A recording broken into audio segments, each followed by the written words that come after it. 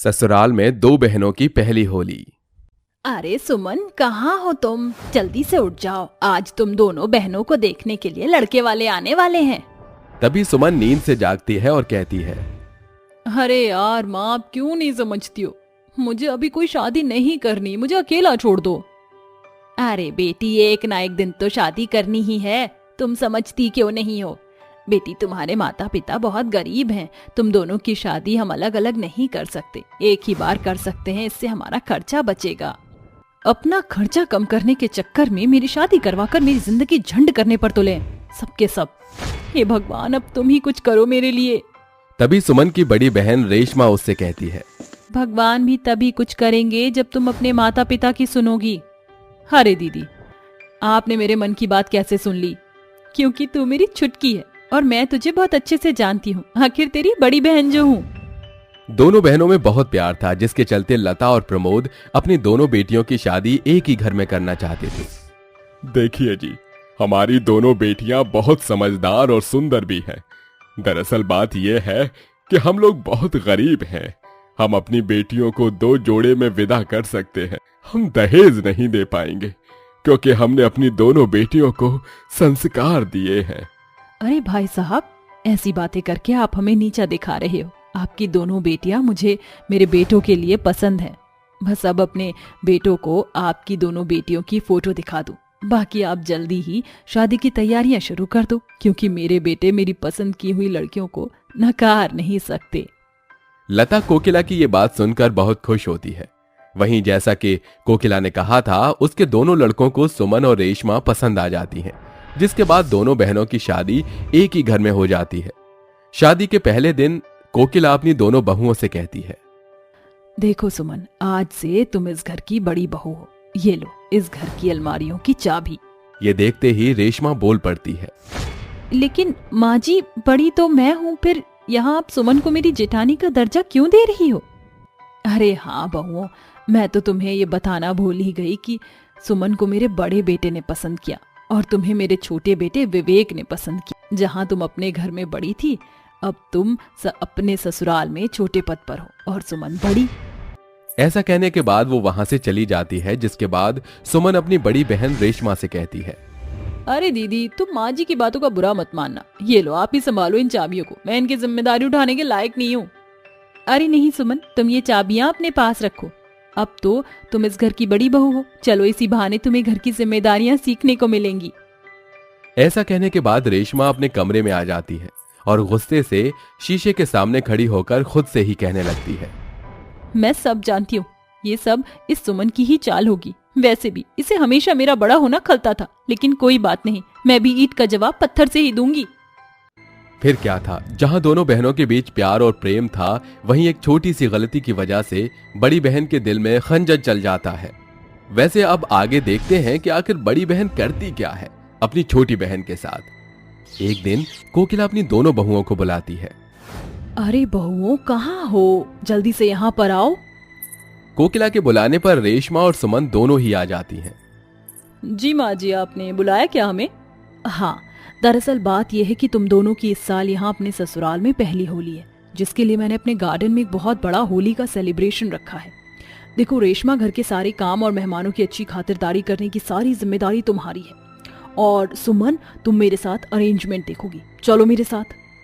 ऐसा कहने के बाद कोकिला अपने साथ सुमन को ले जाती है, जिसके बाद रेशमा अपने मन में कहती है, अरे वाह, ऐसा ही कोई एक मौका चाहिए था मुझे जिसमें अपनी छोटी बहन को नीचा दिखा सकूं। अब मैं अपनी बहन के हर एक काम में अड़चन डालूंगी, जिसके बाद माँ जी समझ जाएंगी कि बड़ी होने के नाते मैं ही सब अच्छे से संभाल सकती हूँ। उस दिन के बाद से रेशमा एक भी मौका अपने हाथ से गंवाने नहीं देती। जब भी उसे कोई मौका मिलता, वो अपनी छोटी बहन का काम बिगाड़ देती, जिसके चलते बेचारी सुमन को कोकिला से डांट सुननी पड़ती है। ये क्या बड़ी बहू, तुम तो अपनी पहली जिम्मेवारी में ही फेल हो गई। तुमने जो खास लोग हैं उन्हें होली के फंक्शन के लिए इनवाइट किया ही नहीं। अब मैं उन्हें क्या जवाब दूं? मेरे पास हमारे खास मेहमानों की कॉल आ रही है। माँ जी, आपने मुझे जो लिस्ट दी थी उसी के मुताबिक मैंने हर एक को कॉल किया, फिर ऐसा कैसे हो सकता है कि लिस्ट में से कोई रह गया हो? मुझे कुछ नहीं पता, ये सब तुम्हारी गलती है। तुमसे सही तो तुम्हारी बड़ी बहन है, कम से कम वो अपनी सभी जिम्मेदारियों को अच्छे से समझती तो है। माँ जी, आप ऐसा मत कहिए, मेरी छोटी बहन बहुत समझदार है, वो सब सीख जाएगी, मैं उसे सिखाऊंगी। ऐसा कहकर रेशमा महान बन जाती है, लेकिन कोकिला कहती है, नहीं, बस बहुत हुआ, मैं अब सुमन के ऊपर ये जिम्मेदारियां नहीं छोड़ सकती। ऐसा कहने के बाद वो सुमन से चाबियां लेकर रेशमा को दे देती है। ये लो रेशमा बहू, आज से तुम ही इस घर को संभालोगी, क्योंकि तुम इस लायक हो, ना कि तुम्हारी बहन। ऐसा कहकर वो बेचारी सुमन को बहुत नीचा दिखाती है। वहीं रेशमा अपनी सास के साथ जाते हुए अपने मन में सोचती है, क्या बात है, इस बार हमारे ससुराल की होली का रंग तो मुझ पर ही चढ़ेगा, क्योंकि मैंने अपनी छोटी बहन को हरा जो दिया है। अब तो मैं होली पर बहुत एंजॉय करूंगी। ऐसा सोचकर वो अपनी सास के साथ फंक्शन के सारे काम और अरेंजमेंट देखती है और सभी काम अच्छे से होते हैं। फिर होली का दिन भी आ जाता है और कोकिला की दोनों बहुएं अपनी पहली होली सेलिब्रेशन के लिए तैयार हो जाती हैं। लेकिन कोकिला का गुस्सा जरा भी शांत नहीं हुआ था, क्योंकि हर बार चिंगारी की हवा देने का काम रेशमा ने बखूबी किया था। अरे रेशमा बहू, चलो, गार्डन में सभी लोग और हमारे खास मेहमान आ गए, चलो मैं तुम्हें सबसे मिलवाती हूँ। कोकिला केवल रेशमा को ही लेकर जाती है, जिसके चलते बेचारी सुमन बहुत मायूस हो जाती है। लेकिन वो अपना मन बहलाने के लिए बाकी के काम करने लगती है, जैसे मेहमानों की खातिरदारी और घर के कामकाज। अरे कोकिला, तेरी बड़ी बहू कहीं नजर नहीं आ रही, कहाँ है वो बाकी के काम कर रही होगी, वैसे भी उससे क्या ही मिलवाऊं तुम्हें, वो किसी भी काम की नहीं है। अरे हाँ, ऐसा तो होगा ही, जब छोटी बहन को बड़ी जिम्मेवारियां मिलेंगी तो वैसे भी छोटे कभी नहीं समझ सकते। अरे ये तो मेरे बेटों की वजह से हुआ है जो हुआ है, वरना मैं ऐसा कभी ना होने देती। असल में देखा जाए तो रेशमा ही इस घर की बड़ी बहू होनी चाहिए थी। लो जी, अब रेशमा की तारीफ पर वो खुश क्यों ना होए, आखिर ऐसा मौका हर बार थोड़ी मिलता है। लेकिन यहाँ तो उल्टा ही हो रहा था, जहाँ रेशमा को खुशी होनी चाहिए थी वहीं रेशमा उदास हो रही थी, अपनी सास के मुंह से अपनी ही छोटी बहन की बुराई सुनकर। क्योंकि असल में तो छोटी होने के साथ साथ सुमन अपनी सभी जिम्मेदारियों को अच्छे से समझ रही थी। रेशमा को अपनी गलती का एहसास होता है और वो होली के फंक्शन के स्टेज पर जाती है और माइक पकड़कर सब कुछ सच बोल डालती है। मुझे माफ कर दो सुमन, मैंने तुम्हारे साथ बहुत गलत किया।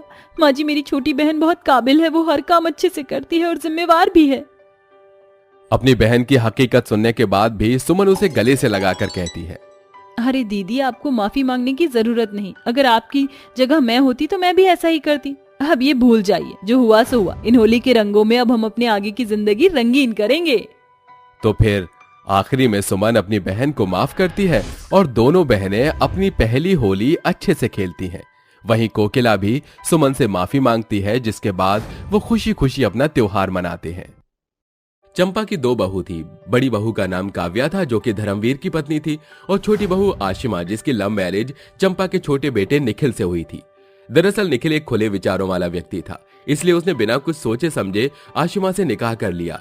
ये बात शुरू में चंपा को हजम नहीं हुई, लेकिन वक्त के साथ उसने अपना लिया। शादी को 11 महीने बीत जाते हैं। होली का त्योहार आने ही वाला था, इसलिए चंपा अपनी दोनों बहुओं से कहती है, अरे बहू, तुम तो जानती हो कि अगले हफ्ते होली का त्योहार है, इसलिए होली की दोनों मिलकर तैयारी कर लो। होलिका दहन के लिए उपले और सारी साफ सफाई करने के बाद गुजिया और पापड़ तैयार कर लेना। पता है ना, होली पर मेहमान आते हैं तो यही खाते हैं। आप फिक्र मत कीजिए माँ जी, सारा काम अच्छे से हो जाएगा, लेकिन मैं अकेले नहीं करूंगी। अपनी छोटी बहू से भी कह दीजिए मेरा हाथ बटा दे। अरे तो मैं दोनों से ही कह रही हूँ। अम्मी जान, ये उपले क्या होता है? मुझे पता है आप होली के त्योहार की बात कर रही हो, लेकिन मुझे ये बिल्कुल भी नहीं पसंद कि कोई मुझे ये अजीब अजीब से कलर लगाए, इससे हमारी शक्ल का नूर चला जाता है। अरे बहू, गाय के गोबर से जो धूप में सुखाकर बनाते हैं उसे उपले बोलते हैं। इससे होली पर पूजा होती है, होलिका पर चढ़ाया जाता है। या अल्लाह, गाय के पखाने से आपके यहाँ पूजा होती है और आप हमारे मजहब में ऐसी बातें बोलती हैं, लेकिन आप कौन से अच्छे हैं? तभी हिंदू जेठानी चिढ़कर उससे कहती है, बोलने से पहले जान लो कि हमारे यहाँ गाय को गाय माता कहकर पूजा जाता है। वो बहुत पवित्र और पूजनीय है हमारे लिए। या अल्लाह, फिर भी मैं होली ना खेलूं, ना ये काम करूंगी अम्मी जान। अरे बस बस, तुम दोनों लड़ो मत। देखो काव्या और आशिमा बहू, हमें कोई हक नहीं किसी के भी मजहब का मजाक उड़ाने का, इसलिए ऐसी बातें मत करो। आशिमा बहू, अब तो तुम हमारे परिवार का हिस्सा हो, तो तुम्हें ये त्योहार मनाना चाहिए। वाह अम्मी जान, किसी कानून नामे में ये लिखा है क्या कि हमें ऐसे अजीब त्योहार मनाने ही पड़ेंगे? मैंने जो कहा वो तुम्हें एक सास की हैसियत से कहा, और अगर तुम्हें ये काम नहीं करना तो घर की साफ सफाई या गुजिया तो बना ही सकती हो। पर माँ जी, देवरानी जी ने कभी गुजिया ना देखी होगी ना खाई होगी, बनाना तो बहुत दूर की बात। देखिए बाजी, मुझसे ऐसी बातें ना करें। पता नहीं आपको हमसे क्या गिले शिकवे हैं जो आप हमसे हमेशा इसी लहजे में बात करती हैं और ताने देती हैं। अरे आशिमा बहू, ये तुम्हारी पहली होली है, इसलिए अपनी जेठानी से सीख लो जो भी चीजें और रस्में हैं। अम्मी जान, आप कहती हैं तो मैं जरूर इनकी बात मानूंगी, लेकिन आप इन्हें बता दें कि मुझसे नामाकूल बातें ना करें और ना ही मैं होली खेलूंगी। ये कहकर दोनों बहू घर के काम और साफ सफाई करने में लग जाती हैं। तभी काव्या से दीवार का जाला साफ करते हुए आशिमा के सिर पर गिर जाता है और वो कहती है, या अल्लाह, व्हाट्स रॉन्ग विद यू बाजी? आपने मेरे सर पर मकड़ी का जाला गिरा दिया और मेरा हिजाब गंदा कर दिया। तो क्या हुआ, बाल तो गंदे नहीं किए ना? बाजी ये कोई बात नहीं हुई, आप देखकर भी तो कर सकती थी ना। ऐसा कहकर आशिमा पोछा लगाने लगती है। अगले दिन काव्या जब गाय के गोबर से उपले बनाकर सुखा देती है तो उसे देखकर आशिमा अपना पूरा चेहरा हिजाब से ढककर कहती है, या अल्लाह, कितनी बदबू आ रही है। कैसे बाजी ये सब कर रही है? इनका होली का त्योहार वाकई में बड़ा गंदा होता है। कोई कोई तो कीचड़ से खेलता है। हमारे मजहब में अच्छे से हाथ मुंह बिना धोए मस्जिद में जाना भी गुनाह है। 5 बार दुआ पढ़नी पड़ती है, पर ये 1-2 बार आरती करके अपनी पूजा पूरी मान लेते हैं। देवरानी जी, तुम जो भी कह रही हो वो सब सुन लिया है मैंने। मन तो आ रहा है कि बहुत सुनाऊं। अगर कुछ कर नहीं सकती तो नाक भी मत सिकोड़ो। जाकर गुजिया के लिए मैदा गूंथो, दूध और घी डालकर। ये सुनकर वो अपनी सास के सामने ये काम करने लगती है। अरे वाह बहू, ऐसे ही करो, धीरे धीरे हाथ से अच्छे से करो। देखना, तुम गुजिया बनाना जरूर सीख जाओगी। इसके बाद हम मेवे और खोए का गुजिया मसाला तैयार करेंगे। ठीक है अम्मी जान। कुछ देर बाद दोनों बहू अपनी सास के साथ गुजिया बनाती हैं। आशिमा से एक गुजिया फूट जाती है तो घमंडी जेठानी कहती है, हे भगवान देवरानी जी, ये तुमने 4थी बार गुजिया खराब की है। अरे जरा प्यार से करो, इतना गुस्सा भी मत निकालो। बहुत नरमाई के साथ बनाना होता है ऐसे। हाँ बाजी, तो पहली बार बना रही हूँ, थोड़ी बहुत गलती तो होंगी ना। अरे दोनों फिर से शुरू मत होना। आशिमा बेटा, ऐसा करो, धीरे धीरे सीख जाओगी। ये देखिए अम्मी जान, मैंने बिना फोड़े गुजिया बना ली। शाबाश बहू। 3 दिन बाद होलिका दहन की पूजा थी तो सास के कहने से दोनों बहू होलिका पर पूजा कर परिक्रमा लगाकर आ जाती हैं। अगले दिन सभी पूरे मोहल्ले में खुशी से होली के रंग में डूबे हुए थे। कोई भांग पीकर नाच रहा था तो कोई ठंडाई पी रहा था। बच्चे पिचकारी और गुब्बारे से खेल रहे थे तो कुछ गमले की मिट्टी अपने दोस्त के लगा रहे थे। वहीं दूसरी ओर आशिमा इत्मीनान के साथ दुआ पढ़ रही थी। तभी उसकी घमंडी जेठानी आकर रंग भरी बाल्टी का पानी उस पर डाल देती है। अपने सफेद कपड़े को रंगीन पाकर गुस्से से आशिमा कहती है, बाजी आपकी ये हिमाकत कैसे हुई कि मुझ पे दुआ पढ़ते समय कलर डाला? कहा था ना मैंने आपसे कि मेरे साथ ये सब मत करना, फिर भी आपने जानबूझकर क्यों किया? अरे आशिमा, आज तो होली है और थोड़ा सा अपनी जेठानी के साथ होली मना लोगी तो इसमें क्या ही हो जाएगा। और कहते हैं ना, बुरा न मानो होली है। आपने ऐसी नामाकूल हरकत करके मेरी दुआ में दखल अंदाजी की है। अम्मी जान इधर आइए, देखिए काव्या बाजी ने क्या किया। अगर आप पूजा पाठ करते और मैं दखल अंदाजी करती तो आपको कैसा लगता? काव्या बहू, ये तूने बहुत गलत किया है, माफी मांग उससे। माँ जी, आज होली का त्योहार है, मैं तो बिल्कुल भी माफी नहीं मांगने वाली। ऐसा कहकर काव्या चली जाती है। वहीं बाहर उन दोनों की खटपट से पड़ोसन चंपा को कहती है, क्या बात है, तेरी दोनों बहुओं में बन नहीं रही क्या? अब एक हिंदू और मुस्लिम बहू आएगी तो यही होगा, इसलिए वो होली भी नहीं मना रही है ना। देखो, जहाँ 4 बर्तन होते हैं खटपट तो वहाँ होती है, इसलिए तुम दोनों अपने आप से मतलब रखो। कुछ देर बाद काव्या कान्हा जी का भोग बनाकर जिस टेबल पर रखती है वहीं आशिमा नॉनवेज लाकर खाने लगती है। ये देख काव्या आग बबूला होकर कहती है, आशिमा, तुम्हारी हिम्मत कैसे हुई भोग रखी हुई टेबल पर ही मांस मच्छी खाने की? तुम्हें जरा भी शर्म नहीं है? आज त्योहार के दिन तुमने ये बदतमीजी की है। इसमें कौन सी बड़ी बात है? कुछ देर पहले आपने भी तो मेरी पूजा पाठ में दखलंदाजी की थी। अब पता चला कैसा लगता है पूजा पाठ या भगवान की दुआ पढ़ते समय कोई ऐसी हरकत करता है। माँ जी, जरा इधर तो आइए। अपनी मुस्लिम बहू की करतूतों को देख लीजिए। कान्हा जी का भोग खराब कर दिया और आज के दिन इस घर में मांस मछली खा लिया। ये सुनकर सास आशिमा को सुनाने लगती है। तभी आशिमा कहती है, अम्मी जान, मुझे कुछ कहने से पहले आप ये खा लीजिए, क्योंकि ये मांस मच्छी नहीं है। इतना तो मैं भी जानती हूँ कि त्योहार के दिन इन सब चीजों से दूर रहा जाता है। ये पनीर और चाप है जो बाजी को मांसाहारी लग रहा है, लेकिन इन्होंने दुआ पढ़ते समय मुझ पर रंग डाल दिया। अब बताइए कहाँ गलती है मेरी? नहीं बहू, तेरी कोई गलती नहीं है। देखा बड़ी बहू तूने छोटी बहू को, उसने दूसरे मजहब से होने के बाद भी हमारे धर्म की कदर की। आशिमा ने आज अशुद्ध वाला कोई काम नहीं किया। अगर ये समझ सकती हूँ तो तू क्यों नहीं? जब मैं तुम दोनों में मजहब को लेकर फर्क नहीं करती तो तुम दोनों क्यों खिटपिट करती हो? दोनों को अपनी गलती का एहसास होता है, जिसके बाद वो एक दूसरे को गले लगकर कहती हैं, देवरानी जी मुझे माफ कर दो। मैंने तुम्हारे साथ गलत किया, लेकिन फिर कभी ऐसा कुछ नहीं करूंगी।